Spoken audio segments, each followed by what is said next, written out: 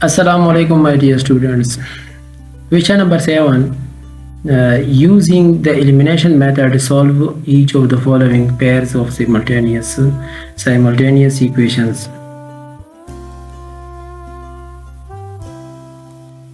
Simultaneous equation आपको question number 7 में ए part आपको गिवन है, ठीक है। फर्स्ट इक्वेशन जो आपको गिवन है वो फ्रैक्शंस फॉर्म में है, ठीक है। x + 1 divided by y + 2 equal to 3/4। इसको हम नाम दे देते हैं इक्वेशन नंबर 1, और x - 2 divided by y - 1 equal to 3/5, इसको नाम दे देते हैं 2। क्वेश्चन नंबर 7 में आपको इस टाइप के क्वेश्चन गिवन है जो फ्रैक्शन फॉर्म में है, और साइमल्टेनियस इक्वेशंस फ्रैक्शन फॉर्म में जो है ना आपको गिवन है, ठीक है। अब फर्स्ट इक्वेशन से हम इक्वेशन बना रहे ताकि हमारे लिए आसान बन जाए। ये फ्रैक्शन को कैंसिल कर लेते हैं। ये इसी से आपको ना x एंड y की वैल्यू मालूम करने में बहुत दुश्वारी महसूस होगी, दुश्वारी मतलब मुश्किल होगा, ठीक है। तो इसको आसान बनाने के लिए मैं सबसे पहले इस फ्रैक्शन को कैंसिल करूंगा ताकि मेरे लिए आसान हो जाए, ठीक है। तो इक्वेशन नंबर 1 ले लेते हैं। इसको हम क्या कर लेंगे, क्रॉस मल्टीप्लिकेशन कर लेंगे, मतलब y + 2 को 3 के साथ मल्टीप्लाई करेंगे और 4 को x + 1 के साथ मल्टीप्लाई करेंगे। देखिए मैंने लिखा है, सही है। और 4 × ये और 3 × ये, मतलब 3 इसके साथ और 4 इसके साथ, ठीक है। मल्टीप्लिकेशन के बाद आपको इक्वेशन कुछ इस तरह आएगा, ग्रुप लाइक टर्म करो, मतलब इसको मल्टीप्लाई के ऐसे ये आए, तो वेरिएबल को वेरिएबल के साथ लिखो और कांस्टेंट को उस साइड पे ले जाओ, ठीक है। 4 को उधर ले जाए तो 6 - 4 आता है, तो ऐसे 2 आता है, ठीक है। तो इक्वेशन बन गया इक्वेशन नंबर 3, 4x - 3y = 2, सही है। अब फ्रॉम इक्वेशन नंबर 2, अब इस इक्वेशन नंबर 2 को ले लेते हैं, मतलब इस 3 को इसके साथ मल्टीप्लाई और 5 को इसके साथ मल्टीप्लाई करेंगे, ठीक है। क्रॉस मल्टीप्लिकेशन कर लिया तो ऐसे ये इक्वेशन बन गया, ठीक है। मतलब 5x - 3y = 7, इसको नाम दे दिया 4, इक्वेशन नंबर 4। अब इक्वेशन नंबर 4 ये है, सही है। इक्वेशन नंबर 4 ये और इक्वेशन नंबर 3 ये। अब यहाँ पर इक्वेशन नंबर 3 एंड 4 को और से देखे, 4x और नीचे इक्वेशन नंबर 4 में 5x है, और इक्वेशन नंबर 3 में -3y है, और इक्वेशन नंबर 4 में -3y है। मतलब ये कि वेरिएबल y वाले जो वेरिएबल है ना, वेरिएबल वो सेम है। जब सेम है तो मेरे लिए अब आसान हो गया। एलिमिनेशन मेथड का मतलब ये है कि जब 2 वेरिएबल्स सेम हो जाए तो उसको फिर उसकी कैंसिलेशन करो, ठीक है। अच्छा, तो मतलब 4 इक्वेशन से मैं 3 इक्वेशन सब्ट्रैक्ट करूँगा। सब्ट्रैक्शन फॉर्म में लिखा, सब्ट्रैक्शन फॉर्म में लिखने के बाद इस ब्रैकेट्स को कैंसिल कर लो। कैंसिलेशन के बाद देखिए माइनस को इसके साथ मल्टीप्लाई करो, ये अपनी जगह पे आएगा, मल्टीप्लाई किया तो ये आया। तो अब 5x - 4x इसे x आता है, -3y + 3y ऐसे कि ये कैंसिल हो जाएगा, ठीक है। और 7 से 2 माइनस करो, इसे 5 आता है, ठीक है। अच्छा, तो x = 5, x की वैल्यू आ गई। आप इस x की वैल्यू आपकी मर्जी है, एक इक्वेशन में रख लें, 3, 4, 1, 2 जिसमें भी आप रखना चाहते हो तो रख लें, ठीक है। आपको दूसरे वेरिएबल की वैल्यू मालूम हो जाएगी। मैंने रख लिया इक्वेशन नंबर 3 में, इस इक्वेशन में मैंने x की वैल्यू 5 रख लिया, ठीक है। तो मतलब 4 × 5 - 3y यहाँ पर मैंने लिखा है, सही है। तो इससे y की वैल्यू आ गया। तो the solution set is therefore the solution set is x = 5 and y = 6। और इसी तरह ये पार्ट बी भी है, सही है, पार्ट बी। तो पार्ट बी में फ्रैक्शन फॉर्म में आपको गिवन है ना, ठीक है। तो अब इस का मेथड कुछ चेंज है। यहाँ पर आपको नीचे जो एक न्यूमरेटर होता है, एक डिनोमिनेटर होता है, ठीक है। डिनोमिनेटर में आपको जो भी गिवन है ना उसके एलसीएम लेंगे, सही है। एलसीएम लेने के बाद फिर सबके साथ वो मल्टीप्लाई करेंगे। कैसे लेंगे, अब उसको इस तरह लेंगे, सही है। यहाँ पर देखिए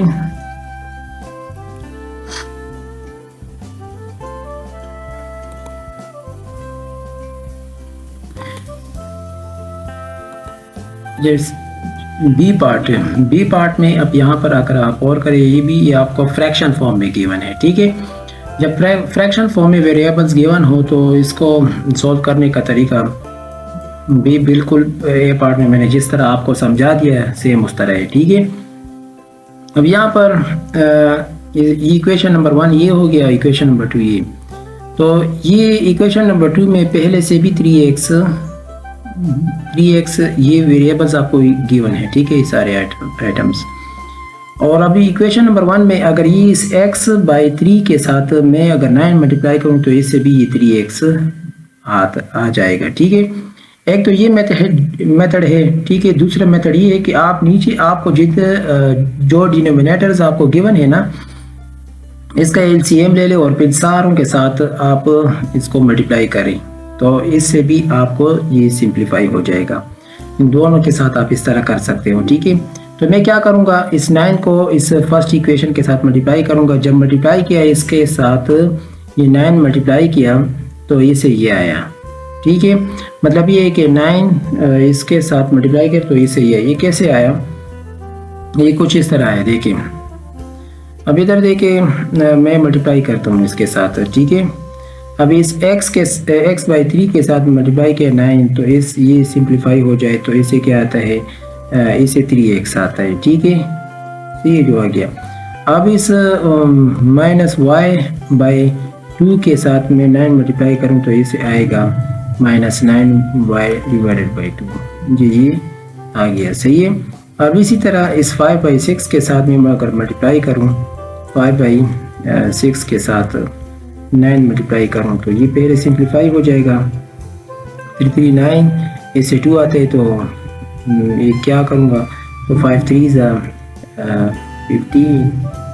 15 डिवाइडेड बाई 2, तो इसको हम अब मिक्स नंबर में लिखेंगे। मिक्स नंबर में लिखने से इससे आएगा 7 1 बाई 2, तो ये आएगा, सही है। तो इसी तरह इस इक्वेशन को अगर हम 9 के साथ मल्टीप्लाई करेंगे तो इसे ये आएगा, ठीक है। अब इधर देखिए, अब ये इक्वेशन नंबर 3 बन गया। इक्वेशन नंबर 3 और 2 यहाँ पर 3x सेम है, वेरिएबल क्या हुआ, सेम हुआ। जब सेम है तो मैं क्या करूँगा, 2 इक्वेशन से 3 माइनस करूँगा, सब्ट्रैक्ट करूँगा। देखिए लिखा, उस फॉर्म में लिखा मैंने, तो इस ब्रैकेट को कैंसिल कर ले, कैंसिल किया, ये माइनस इसके साथ मल्टीप्लाई हो जाएगा तो ये आ जाएगा, ठीक है। तो इससे ये मैं ये सब्ट्रैक्ट करूँगा तो इसे ये आएगा, ठीक है। ये कैसे आता है, सवाल पैदा होता है। आप ऐसा कर सकते हो कि ये मिक्स नंबर में है ना, इसको डेसिमल में कन्वर्ट करें, ठीक है। डेसिमल नंबर में कन्वर्ट करें तो फिर सब्ट्रैक्ट करें और फिर बाद में जो है ना आप मिक्स नंबर पे कन्वर्ट कर सकते हो, ठीक है, फ्रैक्शन में। ये कैलकुलेटर में इसमें इसका तरीका है, सही। अगर आपको समझ नहीं आती तो फिर मुझे कमेंट करें, मैं इसके अपने अलग वीडियो बनाऊंगा, ठीक है। अच्छा, तो इधर देखिए यहाँ पर इधर देखिए 3x माइनस 3x ये कैंसिल हो जाएगा, ठीक है। तो ये आप इन दोनों को मतलब 9y डिवाइडेड बाई 2 से ये माइनस 2y डिवाइडेड बाई 5 ये सब्ट्रैक्ट करें तो इसे ये आता है, सही है। तो अब both sides for 1/10 mix number पर डिवाइड करो तो इसे y इक्वल टू -1 आएगा।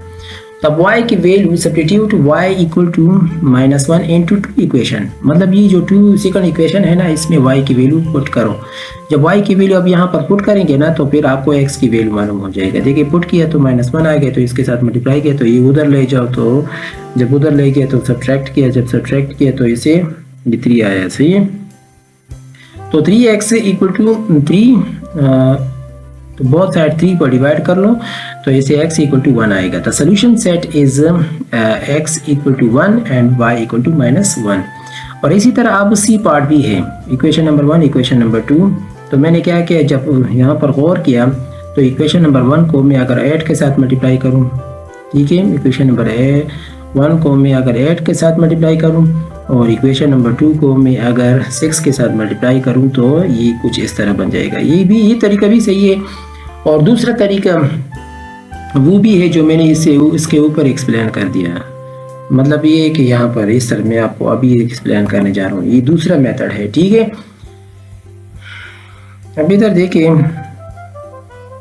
ये आपको गिवन है ना, एक मेथड ये भी है, नीचे डिनोमिनेटर क्या दिए है, फॉर 8, बस सिर्फ फॉर 8 है ना।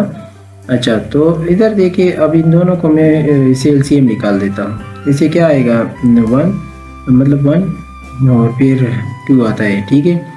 तो मतलब 4 2 = 8, तो सबको 8 के साथ मल्टीप्लाई करो, इधर भी 8 मल्टीप्लाई करो और इधर भी 8 मल्टीप्लाई करो, इधर भी 8 मल्टीप्लाई करो, तो इस इक्वेशन आपको आएगा ये वाला, ठीक है। मतलब ये वाली इक्वेशन बन जाएगा, सेम इस तरह ही आता है, ठीक है।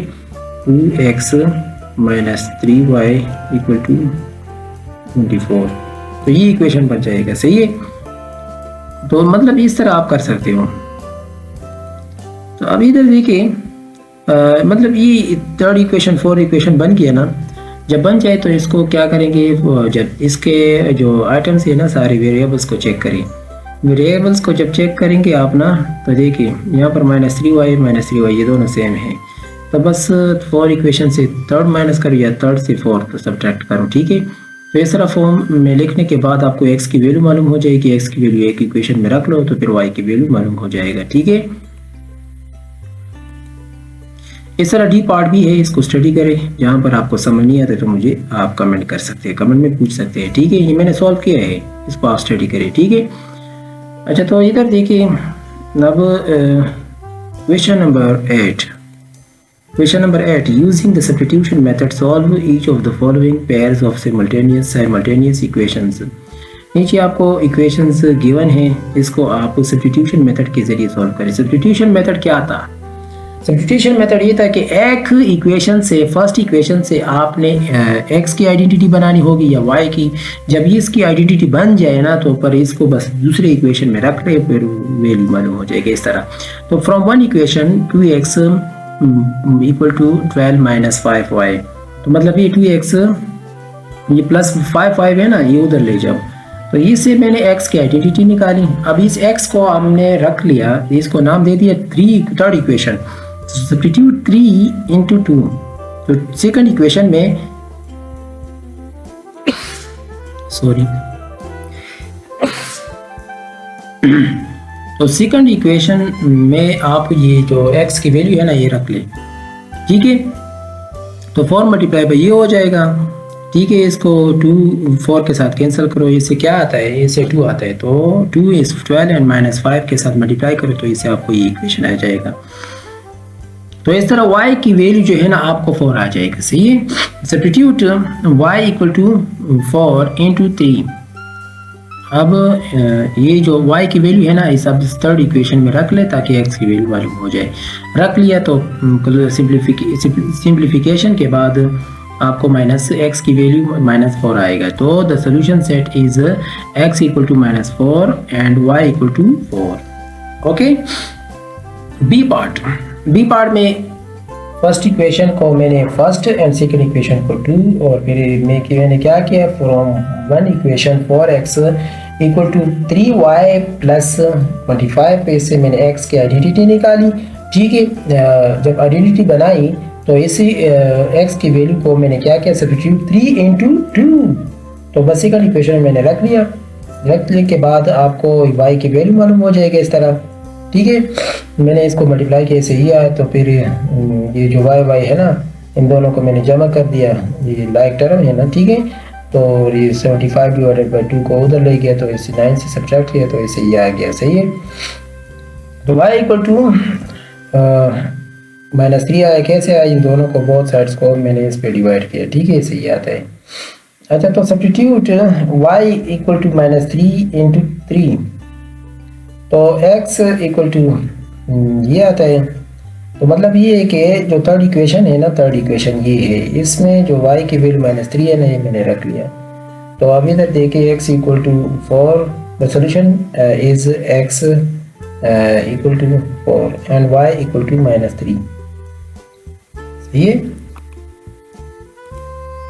अब इसी तरह सी पार्ट डी पार्ट भी है, इसको आप स्टडी कर लें। जहाँ पर आपको समझ नहीं आता तो मुझे कमेंट करें, ठीक है। मैंने सॉल्व किए हैं, ठीक है, ये सारे मैंने सॉल्व किए हैं। इस तरह देखें, ये सी पार्ट भी है, ठीक है, इसको मैंने सॉल्व किया है। डी पार्ट को देखें, मैंने सॉल्व किया है, सही है, सब्स्टिट्यूशन मेथड के जरिए। इसे आपको स्टडी कर ले। यहाँ पर क्वेश्चन नंबर 9 में देखें, using the substitution method, substitution method कैसे सॉल्व करें।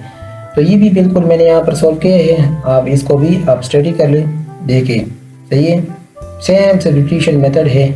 और जहाँ पर आपको समझ नहीं आता तो मुझे आप कमेंट कर सकते हो, ठीक है। और ये सारे पार्ट्स मैंने सॉल्व किए हैं, सही है। जहाँ पर भी आपको समझ नहीं आता तो मुझे आप कमेंट कर सकते हो, ठीक है।